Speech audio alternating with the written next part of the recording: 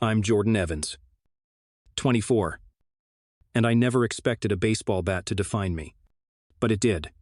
My father, Victor, swung that bat at me when I refused to hurt my own hand hard enough. He called me soft. He'd repeat it over and over. Real men don't feel the sting. I learned early that to him, mercy was weakness. Growing up, Saturdays at dawn meant valor drills.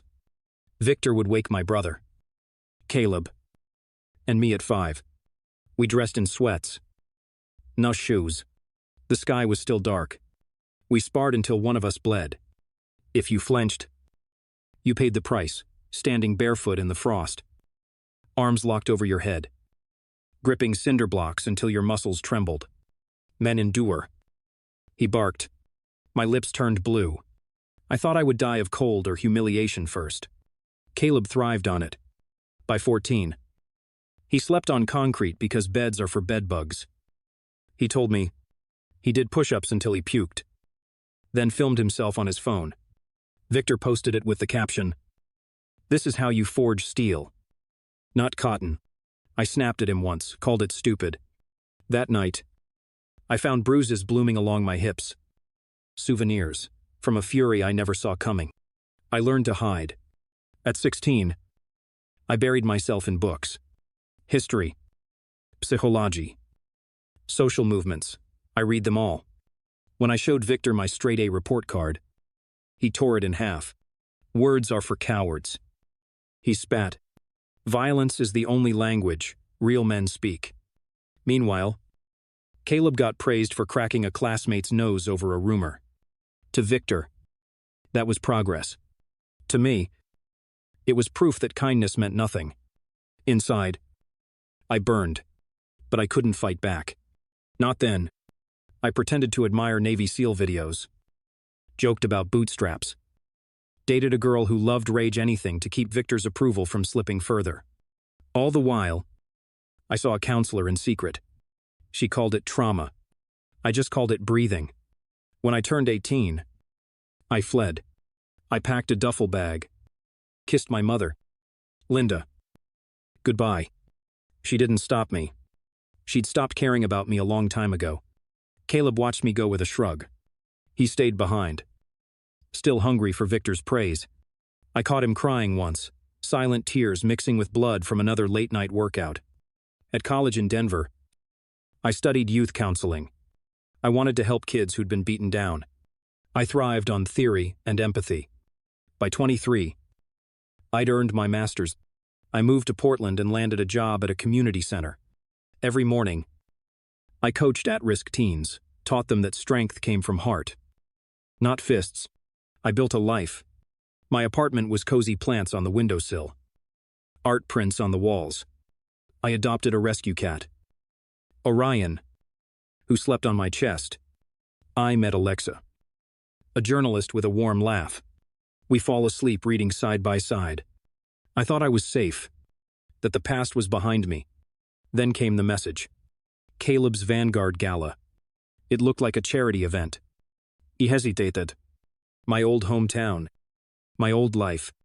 All those scars. But something in me ached for recognition from the family I never truly had. Maybe they'd changed. Maybe they wanted to see me succeed. Maybe Caleb wanted me there. I told Alexa I'd go. She tried to talk me out of it. He's still under Dad's thumb, she said gently. But I needed closure. Needed to see how far we'd diverged. I packed a suit I'd never worn, navy blue. Slim fit, and called a ride. My heart raced. But not with fear. With resolve. I would face them head on and prove that I'd become more than Victor ever dreamed. Tomorrow, I return to the house where a bat once ruled my fate. Tomorrow, I find out if I'm still soft. Or if I've already won. I stepped out of the rideshare onto cracked pavement that led to my old home. The street lamp flickering like a heartbeat. The house loomed familiar yet alien with its fresh coat of gray paint. Victor's new Warrior Academy logo painted by Dad's contractor friend beside the front door. My gut twisted. They'd turned Caleb's so-called accomplishment ceremony into a recruitment pitch. I spotted him through the window muscles gleaming. Face drawn tight. He looked like a soldier grown prematurely old. And when he saw me, his eyes flickered between brotherly warmth and something colder. Like he was glad to see me but already bracing to fight. I realized this night was never about celebration. It was an arena, and I was the last opponent. Gala guests, milled in designer jackets and cocktail dresses. Mingling around tall tables with silver platters, I pushed through clusters of old neighbors who nodded politely, pretending they didn't know me. Inside, the walls boasted photos of Caleb's feats, mud runs, broken boards, glass-cut demonstrations, my achievements, my diploma, my grants. My workshops were nowhere to be seen. A sharp pang hit my chest. They'd erased my identity. As if my choice to heal others didn't matter. Then I felt a hand on my shoulder. It was Linda, my mother, wearing that same distant smile she'd used at my graduation. "You made it," she purred. But her eyes held no pride, only calculation. I swallowed. My own mother had become a stranger. Caleb guided me through the crowd to a long table draped in black linen. At the center stood Victor in a crisp uniform from some private security outfit he'd bought online. Chest puffed as if he'd swallowed a medal. "Jordan," he said, voice warm as a serpent. "Glad you came. Tonight we honor real strength." Behind him, a video looped of my childhood wounds me flinching under his baton. Caleb smirking as blood stained the floor. The footage blurred my vision. They had weaponized my fear, wearing it like armor. I clenched my fists. This was a celebration of my suffering, and I was the guest of honor. Dinner arrived, overcooked beef and limp greens. A toast was demanded. Victor raised a glass of water. To hard men and harder truths. Caleb followed. Voice resonant, to pain. The room echoed, to pain. Glasses clinked. I sat with a dry throat, tasting bitter tears. Alexa's text lit my screen. "Are you okay?" I hid my phone before anyone saw. I lifted my glass, hard in my throat, and forced a whisper, "To resilience." The crowd paused. Confusion, ripple. Resilience wasn't on their cue cards. Victor's lips thinned. He shot me a look that said I'd just insulted him. The first crack appeared in their perfect tableau. A whoosh fell. And then Victor spoke about the Academy's future weekend camps. Corporate sponsorships. The works. He called it a movement to reclaim masculinity for the next generation. I realized this ceremony was his sales pitch. Caleb, the poster child. I was the cautionary tale buried between PowerPoint slides. I sensed the stares. The subtle questions forming who was the failed son, who would they follow. Rage and sorrow collided in my chest. I stood abruptly, chair scraping back. "Is that all I said?" The room froze. Victor's face contorted. And someone's laughter rang one harsh note that cut deeper than any bat. I wanted to sink through the floor. He waved me down. "Sit." But I kept standing. "You built this on my broken bones," I said, voice steady but loud. "And you left me out so clients, sponsors, everyone could see what happens to softness." Silence pressed on us. Caleb's jaw clenched. My hand shook. And suddenly, phone cameras emerged, guests recording. Heads tilted to catch every word. They'd been instructed, capture the drama.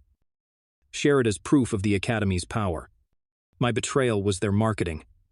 I realized too late I'd walked into a trap. I pivoted to leave. Vision tunneled on escape. But Dad's head appeared at the window. Lips moving in a silent apology or a new command. Caleb rose, his frame blocking me. "Walking away again," he hissed. He smelled old sweat and metal. I stared at him. Memories, crashing, bedtime stories, replaced by drills, hugs by slaps. I gripped the doorknob. "No," I said, voice low. "I'm not the one leaving." And with that promise, I stepped back inside, ready to expose them or destroy myself trying. I strode onto the small stage at the back of the hall, heart thundering, and tapped the microphone until it crackled. The murmurs died. Behind me, Victor stood tall, chest out, flanked by Caleb's grim silhouette. I raised my hand and played the video on the big screen, my 12-year-old self. bruised and crying. Dad's belt arching through the air. The room froze, forks hovered midway. Champagne paused at lips. "This is your warrior academy in action," I said, voice echoing. A single gasp cut through the silence like a blade. Victor's face drained of color. He snatched the remote. Tried to reverse the footage. But my phone lay on the podium. Live streaming to thousands online. Cheers erupted from the back, some in support. Others in mockery. Sponsors darted glances at their phones. Caleb's jaw clenched so tight I feared his teeth might shatter. "You think this makes you brave," Victor roared. "It makes you a traitor." His words slashed through the applause like poison. I didn't flinch. "I'm not a traitor." I shot back. "I'm the son you broke." I clicked again. A second clip appeared, Linda greeting guests at the door. Slipping a wad of cash into Victor's hand. Nodding as he handed orders to stagehands. Her cold smile flickered in the footage. Whispers rippled. "Mom's in on it too," someone hissed. Linda's eyes met mine across the hall. No shame. Only steel. My own mother had sold me for a better image. The room erupted in chaos. Glass shattered as a waiter dropped a tray. Heels clicked toward exits. Cell phones pointed like weapons. I watched sponsors huddle. Text, frantic messages. Then see one leader, shake her head, and step away from the table. A sponsor crisis unfolding in real time. I swallowed hard. This was working.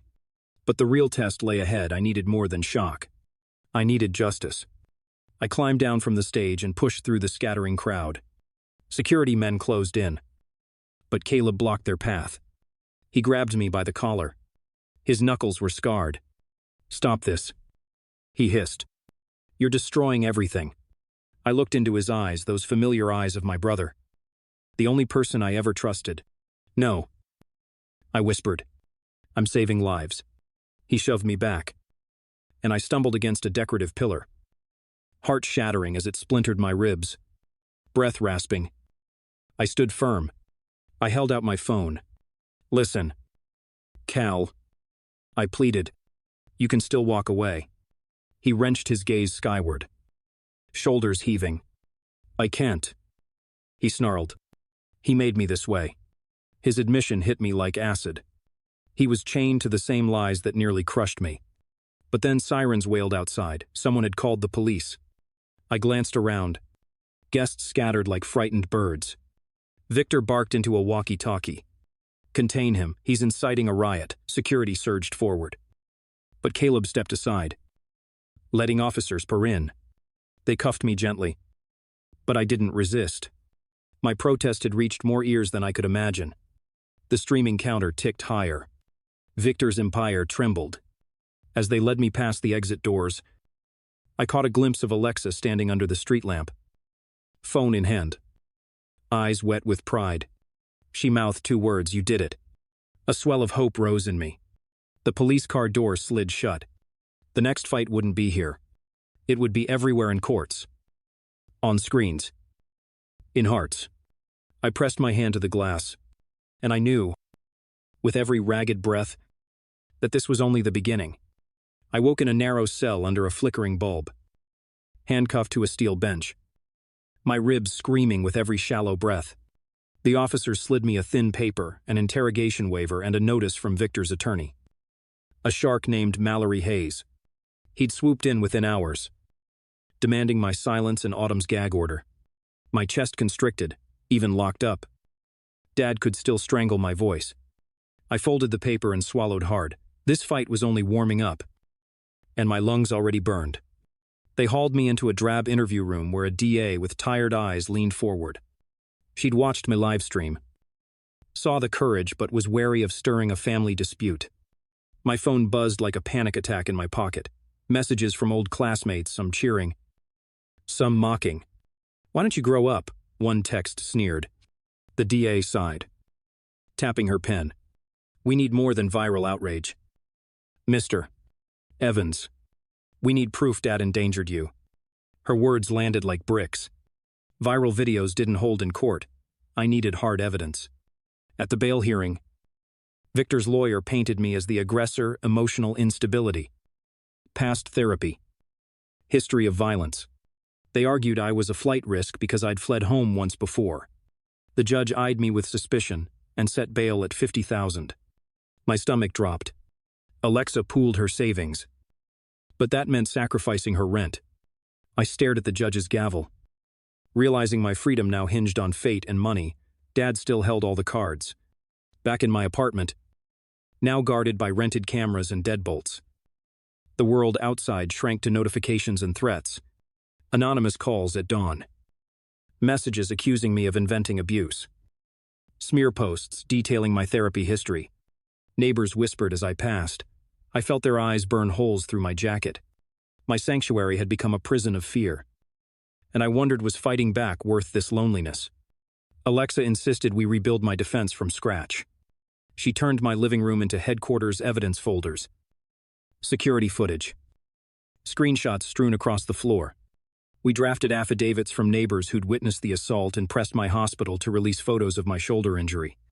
Each signed statement felt like a small victory. But every signature also risked dragging others into Victor's crosshairs. I clenched my jaw. Justice was never free. Counsel recommended I join a survivor support group. I attended my first Zoom meeting under the alias Phoenix 24. Blank squares stared back at me, faces glinting with shared pain.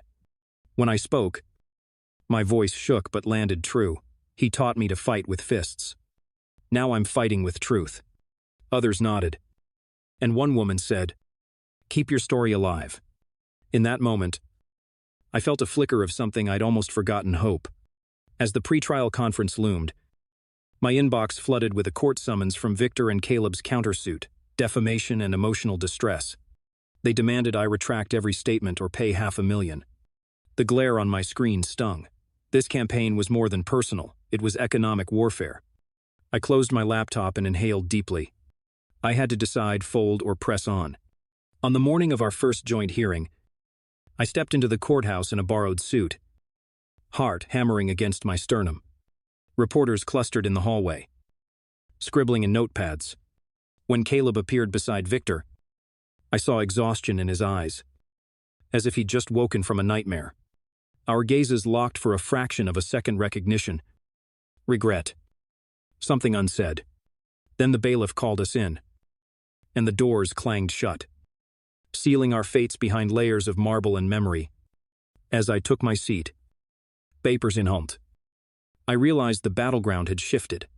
It was no longer about that baseball bat or a twisted ceremony. It was about reclaiming my story, piece by piece.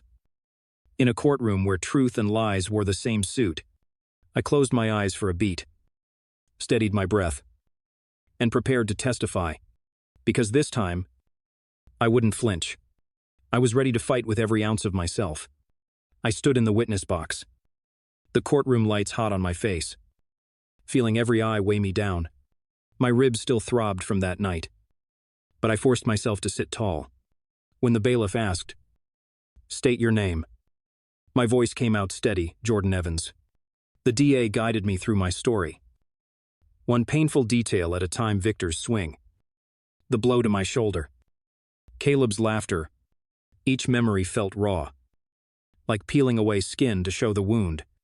Yet I pressed on, determined that my truth would stand when his lies crumbled beneath it, and if it didn't, I'd lose more than a trial that day. I'd lose myself forever. Mallory Hayes rose next, stilettos clicking, eyes cold as a frozen lake.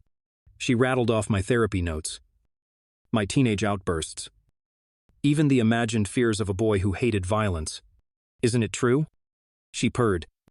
"That you've written about wanting your father gone." My stomach tightened. She was twisting my words, erasing the abuse that drove that pain. I met her gaze and replied evenly, "No. I wrote about wanting freedom, not harm." Her smirk cracked for a fraction of a second before she masked it with practiced poise. I realized then that she thought she could bankrupt me with doubt. But she'd underestimated how far I'd come. When Caleb took the stand, his uniform still smelling of sweat and regret, my heart hammered. He spoke of training exercises, idealism, devotion to Dad's vision. His words felt rehearsed, but in his eyes I saw guilt flicker. Mallory prodded him. "Did you ever see your brother in real danger?" He hesitated, throat bobbing. And for that instant, the brother I remembered, the one who cried at night, peeped through. Then he blinked, composed himself, and said nothing. His silence cut deeper than any admission could have. It meant he knew the truth but feared breaking ranks. Just as I feared we were on the brink of deadlock, my lawyer stood and presented the neighbor's video. The screen showed Dad's truck parked outside my building days before the gala. The baseball bat wedged on the passenger seat as he watched me through my window. Gasps rose in the gallery. Victor's face paled as the footage replayed on a loop. It wasn't just a fit of rage, it was a plan. Evidence of premeditation shifted the balance in a heartbeat, and I felt the weight on my chest lighten just enough to breathe. Outside, reporters swarmed, phones buzzing like angry hornets. Headlines exploded. Social worker's life nearly shattered. Warrior Academy founder faces charges. Brother betrayed by blood pact. Comments poured in, some praising my courage, others questioning my motives. Alexa's text turned up green. They saw the video. You gave them the proof. But even amid triumph, I felt a tremor of doubt. Would the judge accept it? Could I trust a system that had almost failed me? I shook my head, reminding myself that hope meant fighting, not fleeing. That night, back in my apartment fortified with cameras and new locks, I spread the day's transcripts and exhibits across the dining table. Each document was a step toward reclaiming my life, but also another scar etched in paper. I traced the margins where Judge Carmichael had scribbled preliminary admissible next to the video. It wasn't a verdict, but it was enough to carry me into the final hearing with momentum. I leaned back, exhausted yet vigilant, knowing the ultimate showdown awaited in mediation or trial, and as I glanced at Orion curled on the rug, I resolved whatever came next, I would meet it as the man I chose to be, not the one they tried to forge.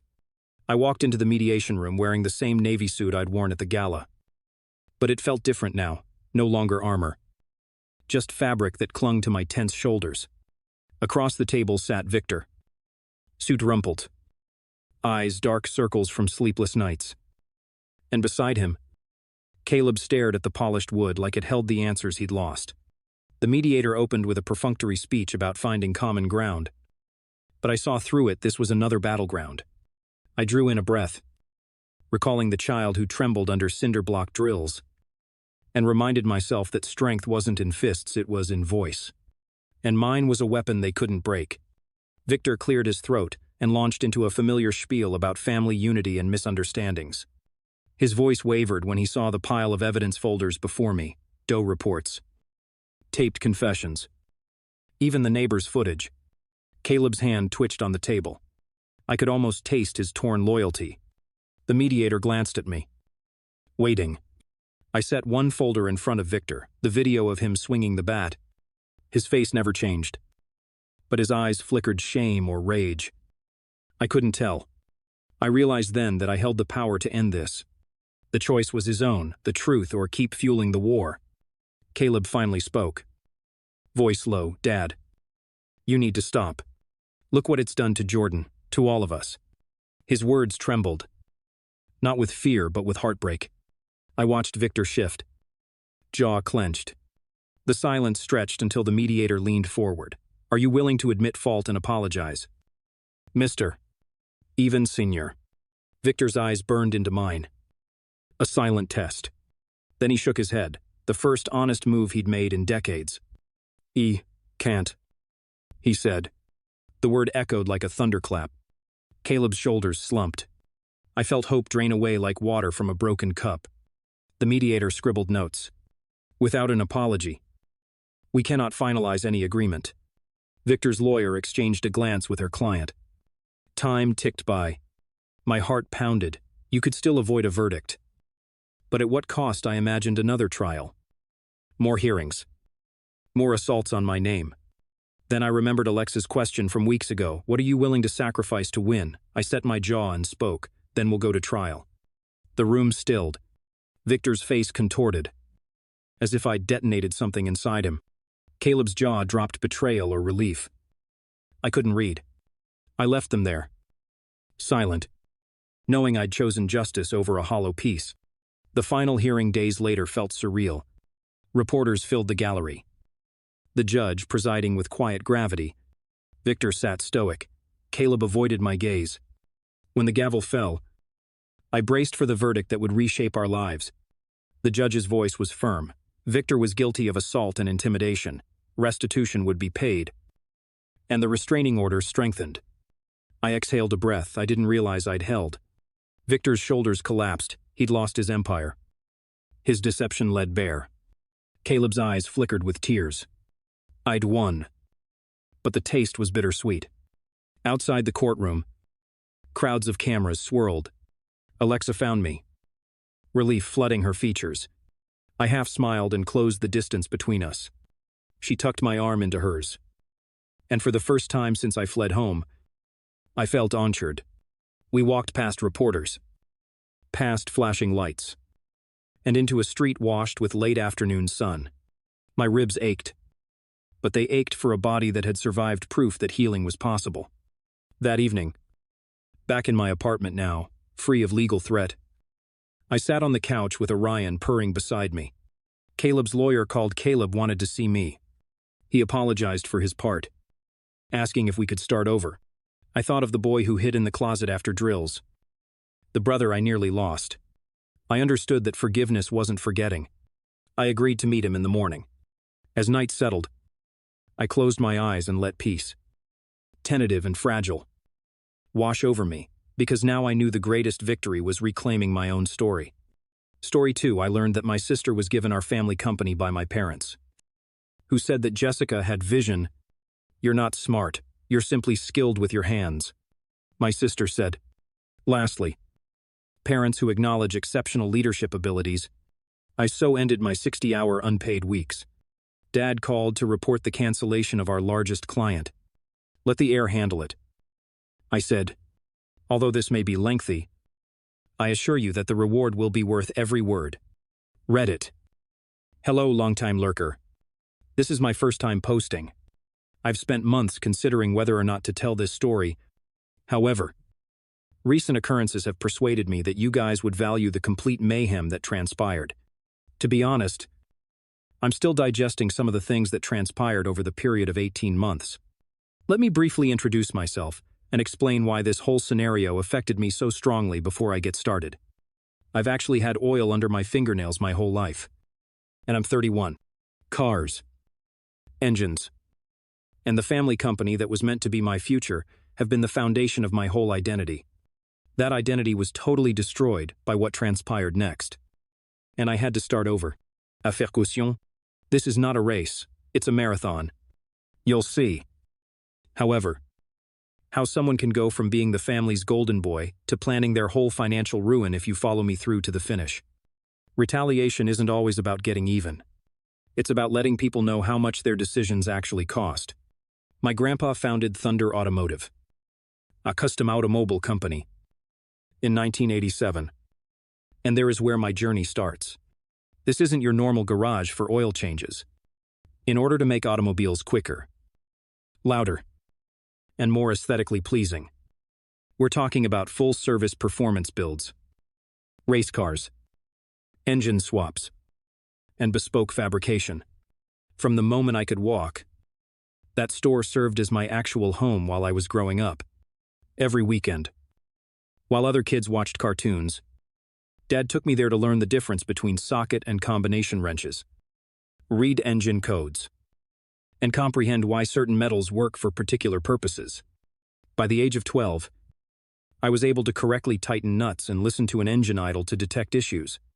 Compared to technicians with decades of expertise, I could detect engine problems more quickly. By the age of 16, I was performing full engine rebuilds that would make grown men cry with happiness. Child labor was not involved here. I truly enjoyed every second. Making damaged machinery better than it was before has a certain enchantment to it. In a way that school courses never made sense to me, Car did. Jessica, my sister, who is currently 26 years old, and I couldn't be more different if we were on separate planets. She received weekly manicures and complained about getting oil on her expensive clothing while I was learning how to weld and produce special pieces. She majored in communications in college, which presumably entails snapping expert selfies and using as many buzzwords as possible in her nonsensical captions. I immediately started working at Thunder full-time after high school. My father assured me that I would construct something for myself. One day, I would have that Thunder, that when I inherited the company, all the sacrifice would have been worthwhile. I had full faith in him. Why wouldn't I? This is when things start to get complicated. I've been working 70 to 80-hour weeks for precisely $42. $0 a year for the past 8 years. With my abilities, master mechanics usually made between $75 and $90. Ling, custom fabricators that perform work comparable to mine, frequently earn over $100. Ling, particularly in our market, where affluent customers pay high prices. Dad persuaded me that working for half my market worth was an investment in my future and a way to keep expenses down as the company expanded. Jessica, who makes $38 as the social media manager, works maybe 20 hours a week. She posts Instagram stories with captions of the automobiles I constructed as part of her employment, claiming credit for my work out of the blue, flirting with male clients, and organizing promotional events that are actually parties paid for by the business. Every year, Thunder makes $1, $2 million. We have 2 apprentices, 6 mechanics, and a full 4 months of bookings.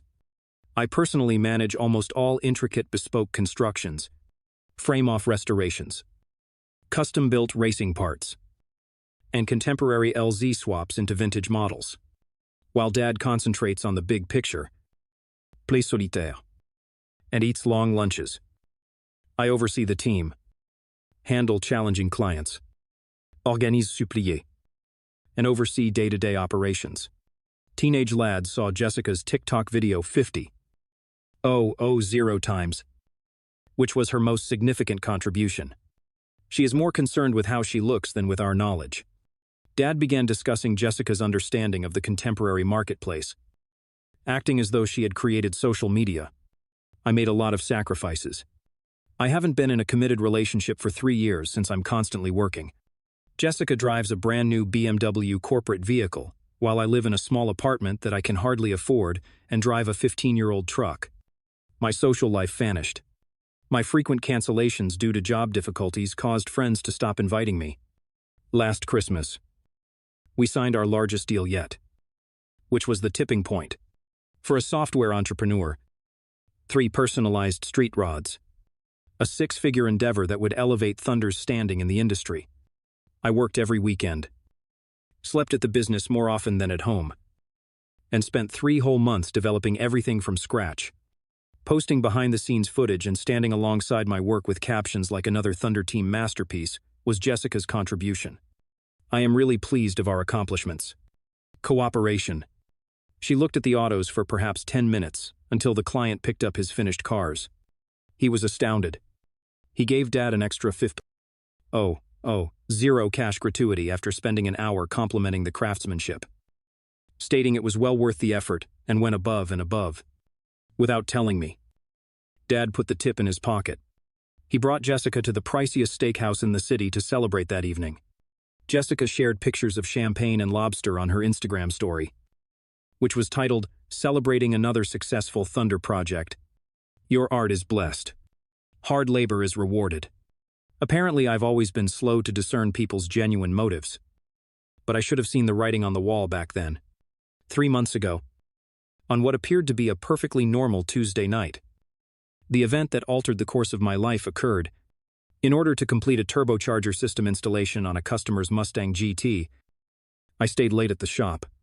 This is one of those tasks that should take 6 hours, but always takes 8, since you find 3 more issues that need to be fixed in the process.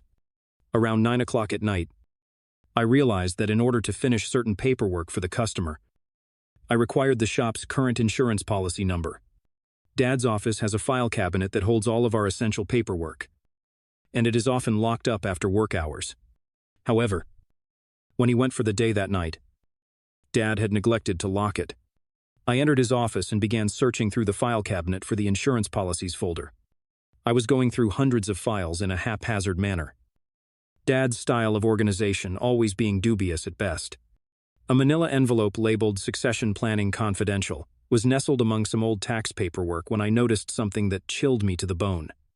My heart began to beat so loudly that I could hear it in my ears as soon as I saw those words. Do you know how it feels to find something you were not intended to notice at all? However, you can't help but look. That moment when your brain is torn between fear and interest. This was precisely the case. As I opened the folder, my hands were trembling. A comprehensive legal document detailing Thunder Automotive's eventual ownership transfer was contained therein. The documents stated that Jessica would get 100% ownership of the company, not a joint ownership between the two children. As of Dad's 60th birthday the following year, it's not a partnership, not even minority shares with a dominant interest. Everything for me. Jessica would be the owner of the store. The tools, the connections with customers, and the reputation I had worked so hard to establish over the previous 8 years. It wasn't even the worst part. Though, I discovered email exchanges between Dad and his lawyer dating back 6 months as I continued to look through the records. The conversations focused on what to do with me when ownership was transferred. Not only on ownership transfer. There were several allusions to Tyler's ability to support himself and in-depth discussions about guaranteeing Jessica's financial stability. He is capable of opening his own business somewhere. The employee transition plan, which was basically a plan for my termination, was the most upsetting part. Their plan indicated that I would be let go around 6 months after Jessica formally assumed responsibility. The claimed justifications were that Jessica would have to develop her own management style independently of prior leadership and that I would be too costly to keep on staff. They had more in mind than simply denying me possession. They intended to fire me from the company completely. I had practically constructed the firm with my own hands, earned a name based mostly on my work and competence, and formed and maintained connections with customers before Jessica became the owner. It would all be taken away from me and given to someone who was incapable of changing her own oil. In an attempt to comprehend the extent of the treachery, I sat in that office chair reading and rereading those documents until nearly 3 in the morning. I've been an adult 8 years. I had worked every weekend. Rather than engaging in social activities, I had disregarded every connection because Thunder came first. I had given up every dollar in earnings that were below market, as I believed I was accumulating equity for the future. Every holiday missed. Every late night. Each time, I prioritized the company's requirements and goals over my own. It was all in vain. Actually, it was worse than nothing since they had made a conscious decision to get rid of me as soon as I became unnecessary for their purposes. Since it included more than simply money or company ownership, the betrayal was more profound than anything I had ever encountered. For the entirety of my adult life, they were taking my identity. Every significant custom build that had built our name over the previous 5 years had been completed by me. Tyler from Thunder Automotive. It was my creation. My ingenuity. My problem solving. My blood, sweat, and knowledge. The work I had done was largely responsible for the company's present level of success. I had established relationships and gained a reputation for consistently delivering quality work. I used my phone to take pictures of all the documents, including legal documents and email chains. I then shut the file cabinet and carefully placed everything back where I had found it. The journey home felt unreal.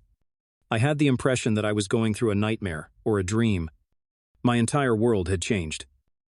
Although everything still appeared to be the same as it had that morning, I spent the following 2 days without sleep. I saw those documents each time I closed my eyes. I was nauseated every time I tried to eat. I wanted to toss my phone across the room every time it rang with a work call. Having to pretend to be normal at work while knowing what I knew was the toughest part. Making preparations that would eventually help the person who was going to ruin my life while acting as though nothing was wrong. I debated whether to face them right away or prepare my reaction for a whole week while I was overcome with rage and incredulity. Although I knew better in my heart, I secretly hoped there was some plausible explanation. The timetable was too exact, and the email chains were too comprehensive. At our monthly family dinner, which takes place on the first Sunday of each month at my parents' house, for Mom's pot roast and valuable family time, I made the decision to face them. The most damaging documents were printed out and put in my jacket pocket. where they were almost scorching on my breast. The talk at dinner was sadly typical.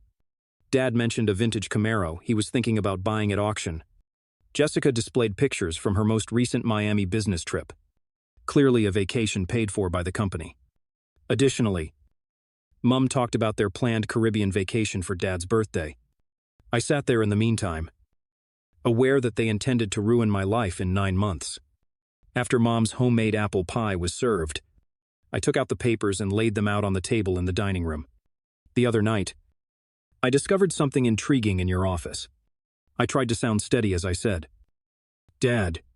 Immediately, the mood shifted. Dad turned pale. Jessica got this sardonic look as Mum gasped and almost spilt her coffee. She seemed to be trying to figure out how much I knew, but it wasn't surprising. "Why did you enter my office?" Dad avoided the real question by asking it defensively. "This is what I found instead of the Morrison insurance policy number that I needed." I pointed to the papers on succession planning. "Would you mind telling me why private legal documents are providing me with information regarding your retirement and ownership transfer?" Utter quiet. Mum began to sob silently. When Dad avoided making eye contact, Jessica rolled her eyes as if it were uncomfortable. "Look, Tyler." At last, Dad said, "It's just business. Nothing private. Jessica is more in need of financial stability than you are. You possess the abilities to open your own store. I acquired these skills here." I answered, "You are entrusting the construction of a firm to someone who is ignorant of the distinction between a catalytic converter and a carburetor.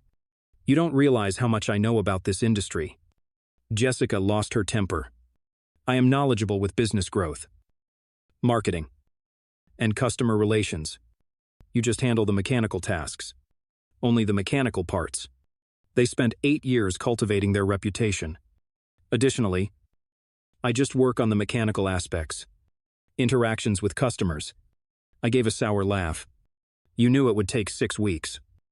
But you informed Mrs. Henderson that her Corvette would be finished in 2 weeks. For a month, I had to put up with her phoning every day and yelling about unfulfilled promises. I'm not to blame. You people work quite slowly." Jessica gave a shrug. Something inside of me was broken by it. "Jessica, I work slowly. 80% of the unique projects my firm has finished in the last 5 years were planned and built by me. If your life depended on it, you couldn't construct a go-kart." Tyler, Mom yelled, "Don't talk to your sister like that." "My sister, who's inheriting everything I built while planning to fire me." 6 months later, the dead silence told me everything they all knew about the termination plan. "It's not personal," Dad said quietly. "Jessica needs to run things her way. Having you there might be confusing." Perplexed, my presence would be confusing to the new owner. I stood up, looking at each of them carefully, knowing this would be the last time we'd all be in the same room as a family. "You know what's actually confusing? How you can sit here pretending this is business strategy when you're literally stealing 8 years of my life's work." "We're not stealing anything," Jessica said coldly. "It's Dad's business. He can do whatever he wants with it." "You're absolutely right," I replied, "which means I don't owe it anything anymore." I walked out and never returned for another family dinner. After that disastrous family dinner, I entered what I can only describe as strategic planning mode. I wasn't going to let my emotions drive my decisions, and I definitely wasn't going to rage, quit, and storm out empty-handed. If they wanted to play games with my future, I was going to make sure I won. For the next 4 weeks, I maintained a completely normal facade at work while systematically preparing for my departure. Every morning I showed up on time, worked on customer projects with my usual level of dedication and expertise, and acted like nothing had changed. But every evening after the shop closed, I stayed late to document everything I'd contributed to the business over the years. I photographed every custom build I designed and fabricated, saving detailed images of the before, during, and after stages. I copied every customer testimonial that specifically mentioned my work or expertise.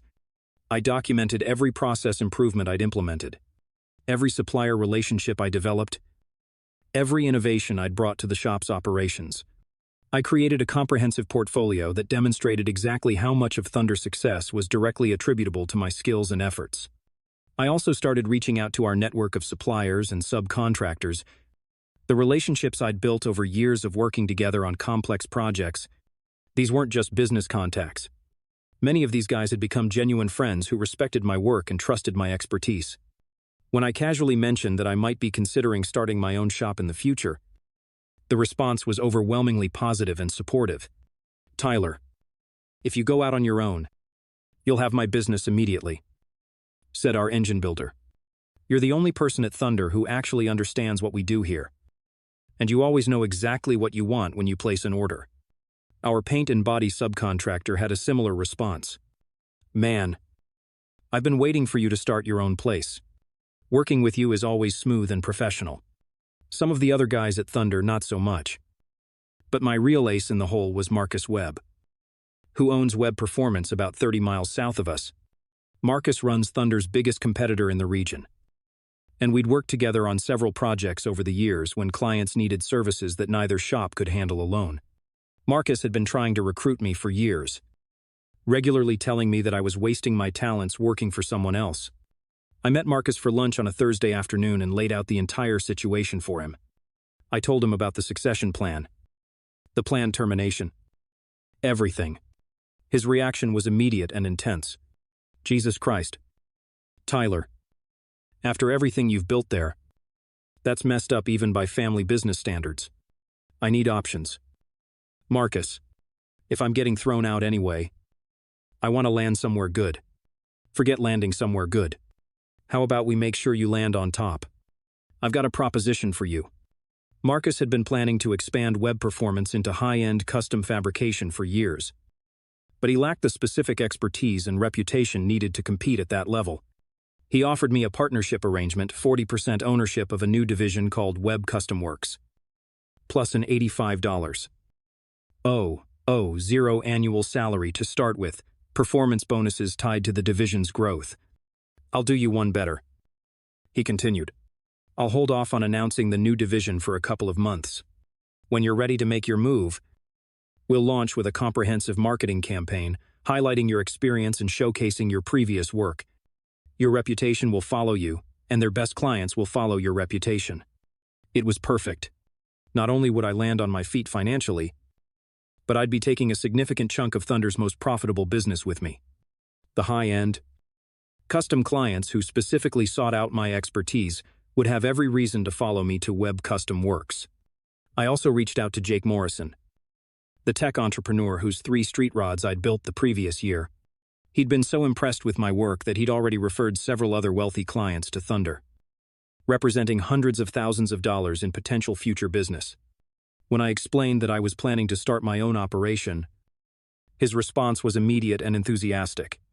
"Tyler, you're an artist with engines and metal. Any shop you start will have my full support and my referrals. I'll make sure everyone in my network knows where to find you." By the end of that month, I had everything in place.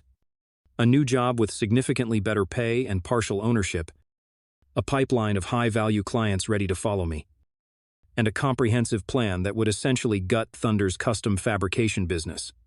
More importantly, I had a clear timeline and strategy for executing my departure in a way that would maximize the impact. I spent another week fine-tuning the details and making sure every piece of my plan was solid. Then I was ready to pull the trigger.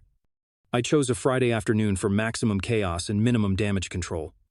Jessica wasn't in the shop, shocking for a weekday, and Dad was in his office doing whatever passes for work.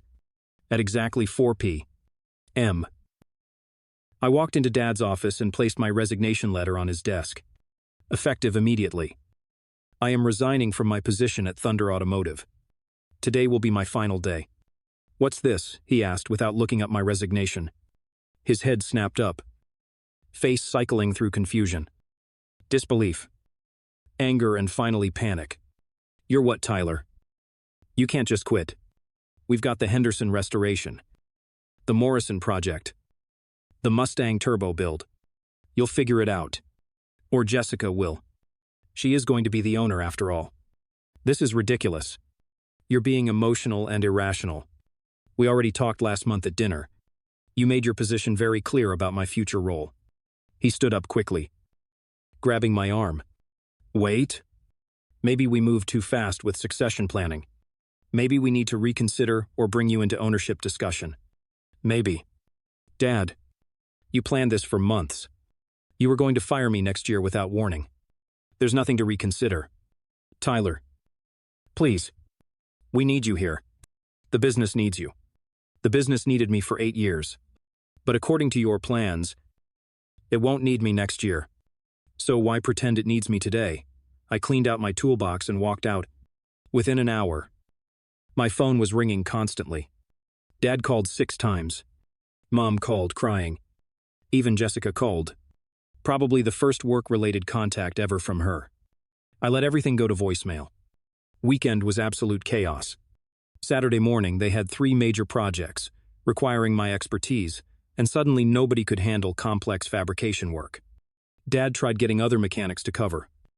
But they were parts installers, not custom fabricators. Carlos called Saturday evening. Dude, it's chaos. Your dad spent all day rescheduling appointments, explaining to customers why their cars won't be ready. Jessica showed up for an hour, took selfies, then left when she realized there was actual work.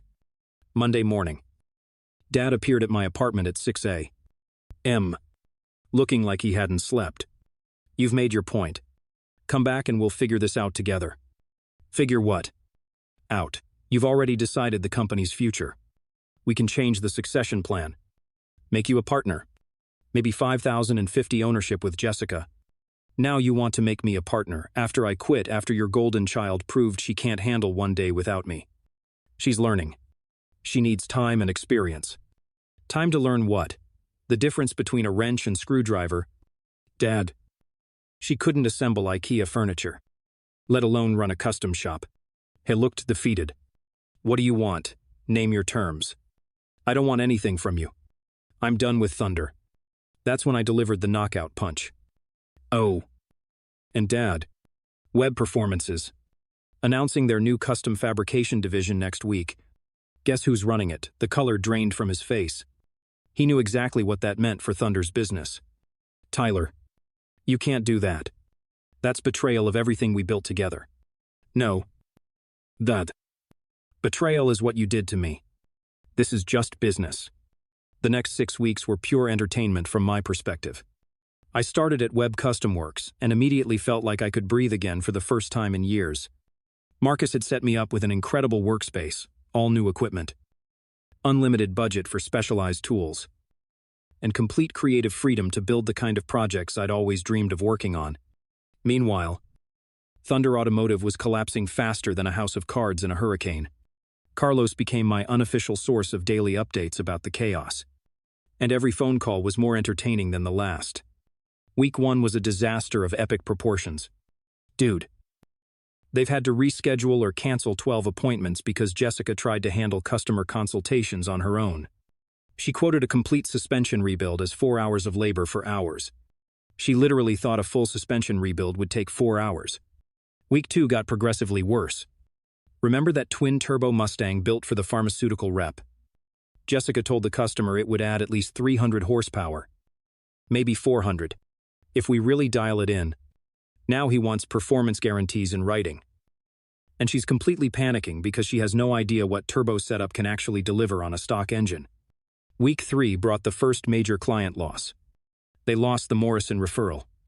You know, the guy who was going to have us build that custom Chevelle. Jessica showed up to the consultation, wearing club clothes, and spent the entire meeting taking selfies with his car and asking if she could post them on Instagram. He walked out halfway through and called Web Performance that afternoon. Week 4 was when the financial impact really started hitting home. Henderson came by screaming again. Jessica promised his Corvette would be done this week. But nobody's even started the bodywork yet. He's threatening to take the car somewhere else and demand a full refund for work that hasn't been completed. But the real fireworks started when Web Custom Works officially launched. Marcus and I had planned the announcement perfectly, timing it for maximum impact during the spring season when people start thinking about their summer car projects. We put out a comprehensive press release highlighting my 8 years of experience and showcasing detailed photos of my previous custom builds, carefully avoiding any copyrighted Thunder material while making it obvious who had actually done the work. The response was immediate and overwhelming. Within 48 hours of our announcement, 6 of Thunder's biggest clients called to schedule consultations with Webcast and Works. These weren't small jobs. We're talking about 75. 0+ custom builds. That would have been Thunder's primary revenue source for the next 8 months. Dad called me that Thursday evening, and I could hear the desperation in his voice from the moment he started talking. Tyler, this isn't right.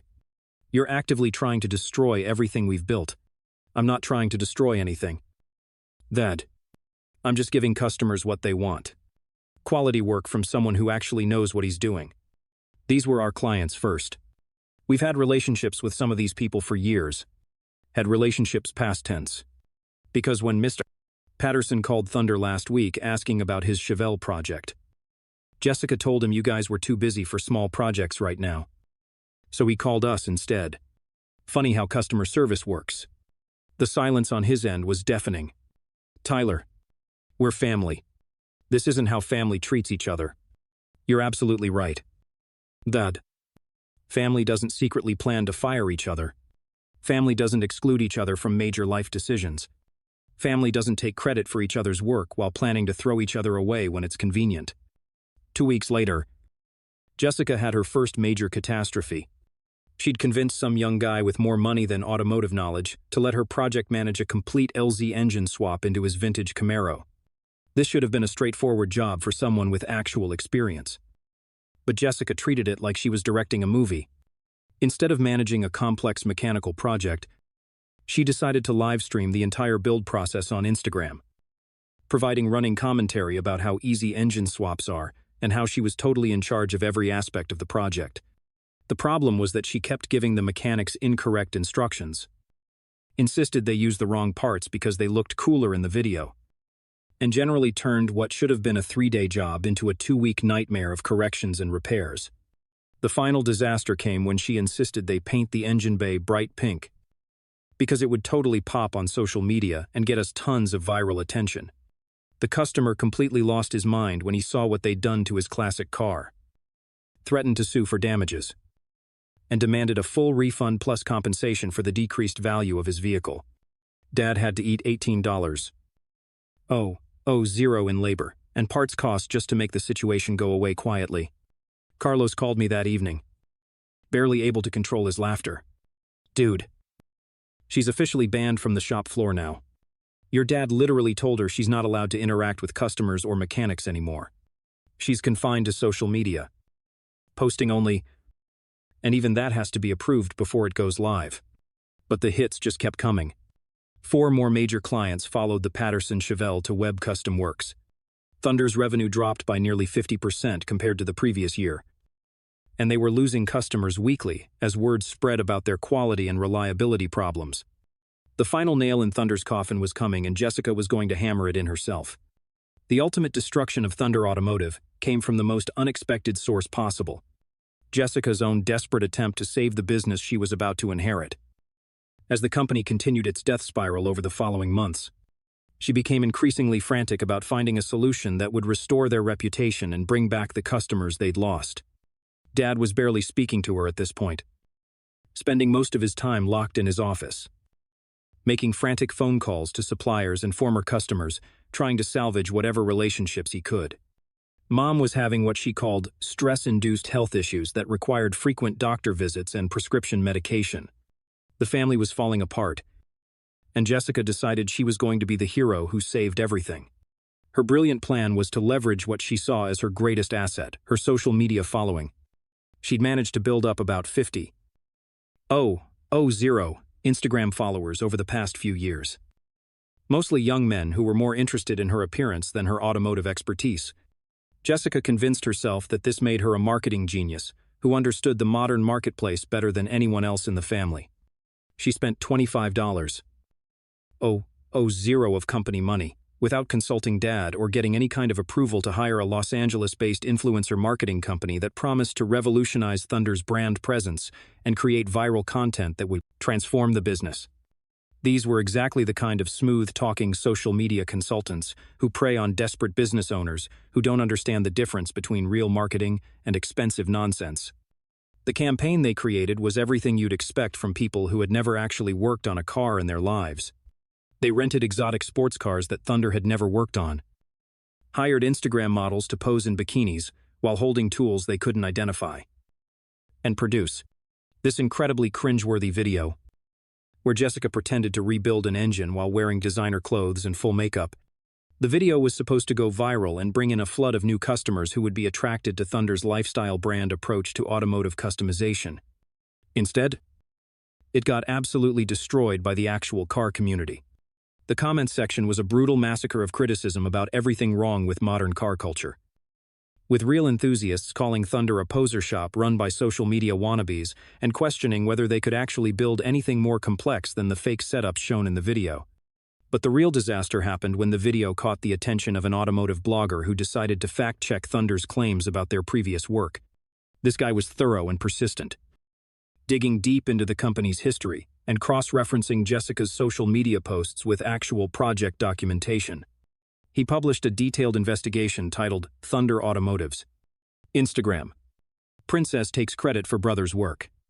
That included side-by-side comparisons of Jessica's posts, claiming credit for various builds versus documentation, proving that I had actually done all the design and fabrication work. The article went viral within the automotive community, getting shared across every major car forum, Facebook group, and YouTube channel. The piece was picked up by several automotive trade publications, and even got mentioned on a few popular YouTube channels that focus on industry drama and controversies. Within a week, Thunder Automotive had gone from being a respected local shop to being a nationwide joke that represented everything wrong with social media culture, invading authentic automotive craftsmanship. The reputational damage was catastrophic and immediate. Existing customers started canceling their projects and demanding refunds. Suppliers began requiring cash payments up front instead of extending the net 30 terms that Thunder had enjoyed for years. Even basic customers started taking their oil changes and routine maintenance to other shops because they didn't want to be associated with the fake Instagram shop. 3 weeks after the video was published, Thunder Automotive was essentially bankrupt. They couldn't make payroll, couldn't pay suppliers, and had no customers willing to trust them with significant projects. Dad was forced to lay off 4 of the 6 mechanics, keeping only Carlos and one other guy to handle the handful of basic repair jobs they still had coming in. That's when Dad called me. And for the first time in our entire relationship, he wasn't angry or demanding or trying to manipulate the situation. He was begging. "Tyler, please. I need your help. Please. We're going to lose everything.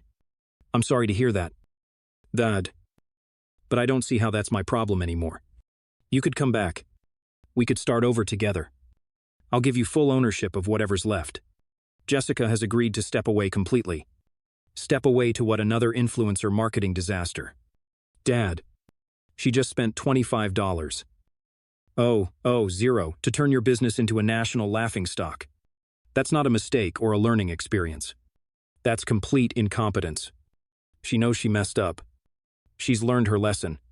Her lesson cost you the entire business.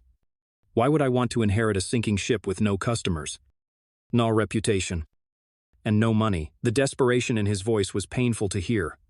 Tyler, we're going to lose the shop. We're going to lose the house. Everything your grandfather built. Everything I've worked for my entire adult life. Your mother, this stress is killing her. She's been crying every day for 2 months. That's really unfortunate.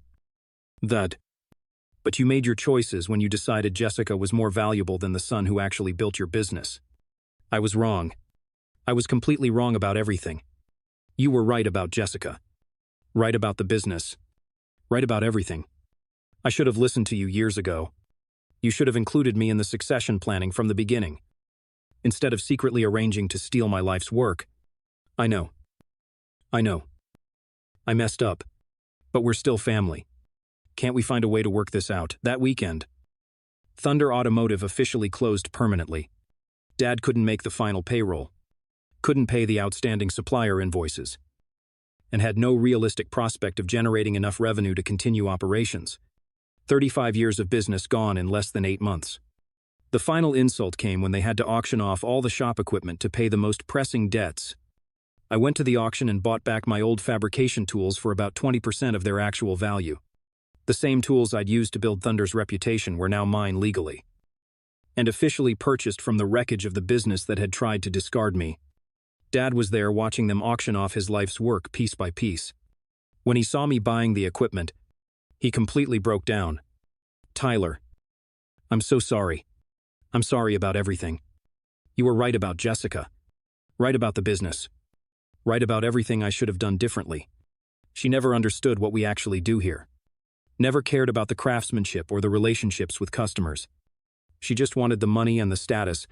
"Where is Jessica now?" I asked. "Gone. She moved to Los Angeles with some influencer boyfriend she met through that marketing company. She hasn't called or texted since the business closed. Left us with all the debt and all the problems she created." Mom came over with tears streaming down her face. "Tyler. Honey. Please. Your father made terrible mistakes. But we're still family. We're losing our house. We don't have any retirement savings left. Can't we figure out some way to work together again?" I looked at both of them. Broken. Defeated. Facing bankruptcy because they had chosen the wrong child to bet their future on. Part of me felt sorry for them. But a larger part of me remembered 8 years of being taken for granted. 8 years of sacrificing my own needs for their benefit. 8 years of building something I thought would be mine someday. You made your choice 8 years ago when you decided I wasn't worth including in succession planning discussions. You made it again when you decided to fire me after handing the business to Jessica.